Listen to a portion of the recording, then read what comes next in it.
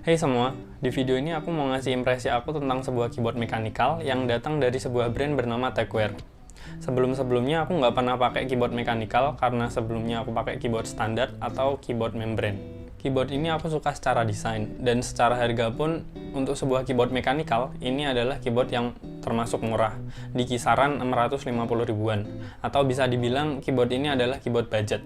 Jadi keyboard yang mau aku bahas ini adalah ini, yang ada di belakang aku, Tecware Phantom L.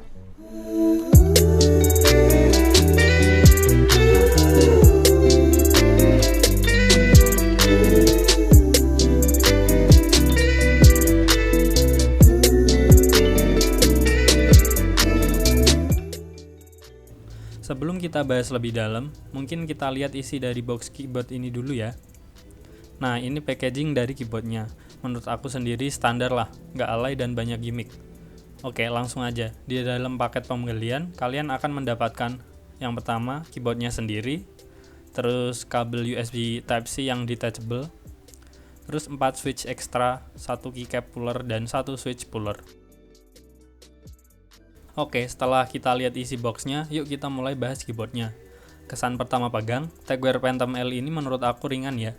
Beratnya sendiri sekitar 600 graman atau tepatnya 589 gram. Ukurannya 35,1 cm kali 13,3 cm. Tebalnya di sekitar 3 cm-an.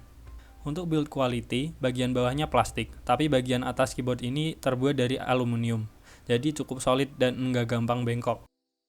Keycapsnya pakai bahan ABS double shot, jadi RGB di keyboardnya bisa tembus. Lanjut, keyboard ini punya dua kaki yang bisa dikeluarin atau diumpetin kalau misal menurut kalian keyboardnya kurang tinggi.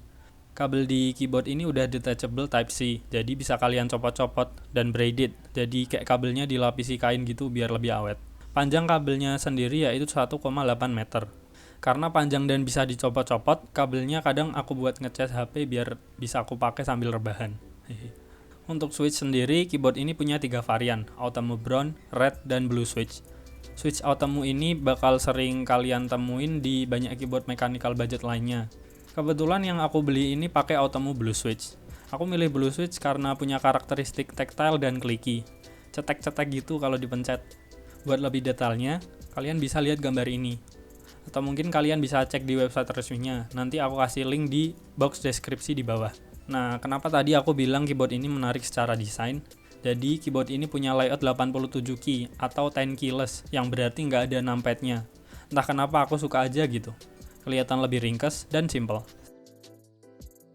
Selain itu, buat yang kenal aku pasti ngerti kalau akhir-akhir ini aku lagi demam RGB. Nah, keyboardnya ini udah RGB dan RGB-nya itu per key.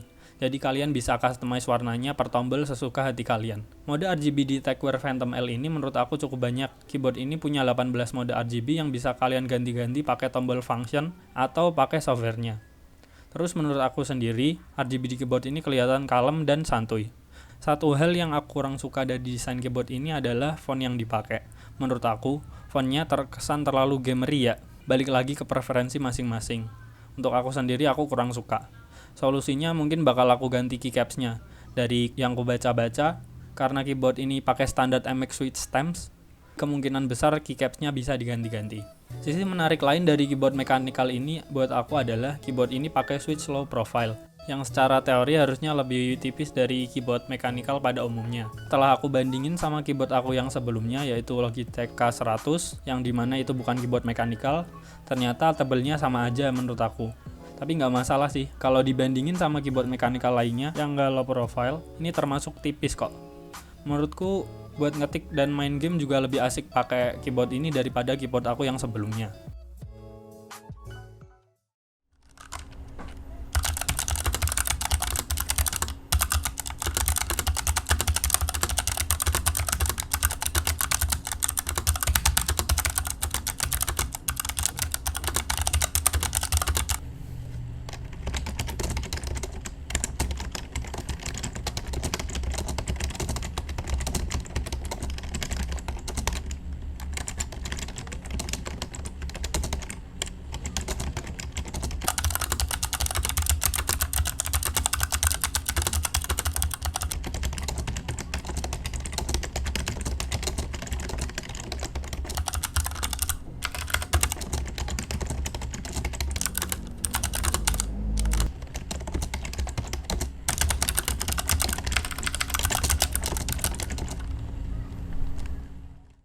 Keyboard ini punya fitur makro dan customize key yang personally aku jarang pakai. Kurang lebih customize key itu buat ngotak-atik tiap key biar bisa kalian set sesuka hati, dan makro itu buat ngelakuin sesuatu di keyboard secara otomatis. Sebenarnya aku sendiri nggak terlalu paham ya ini buat apa.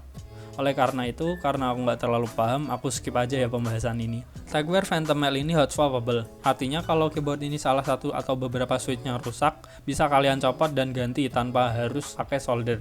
Kalian bisa copot switchnya pakai switch puller yang tersedia di paket pembeliannya. Tapi, dari yang aku baca-baca, keyboard ini cuma bisa diganti pakai switch yang sama, yaitu Otemu Low Profile Switch. Buat kalian yang pengen ganti ke brown atau red switch, jangan khawatir, kalian masih bisa ganti ke Otemu Low Profile yang red atau brown juga. Yang penting Otemu Low Profile. Jadi overall aku suka banget sama keyboard ini. Keyboard ini ngasih aku pengalaman baru dari yang sebelumnya aku cuma pakai keyboard membrane dan sekarang beralih ke keyboard mechanical. Desainnya pun cakep, kalem, aku suka. Dan untuk feel ngetiknya pun juga oke, asik. Sedikit cerita, awalnya aku pengen beli Tagware Spectre Pro karena secara penampilan keyboard itu cukup menarik perhatian. RGB-nya itu loh, ada di mana-mana. Tapi setelah aku refleksi diri dan konsultasi ke temen aku, kayaknya keyboard itu nggak aku banget karena terlalu menarik gitu.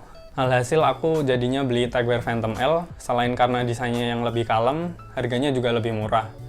Buat kalian yang pengen tahu, buat Tagware Spectre Pro itu harganya di kisaran 780 ribuan, sedangkan aku dapat keyboard Tagware Phantom L ini di harga 645.000. Tapi buat kalian yang pengen, Tagware Spectre Pro itu juga cukup menarik kok, terutama volume wheel RGB-nya itu loh.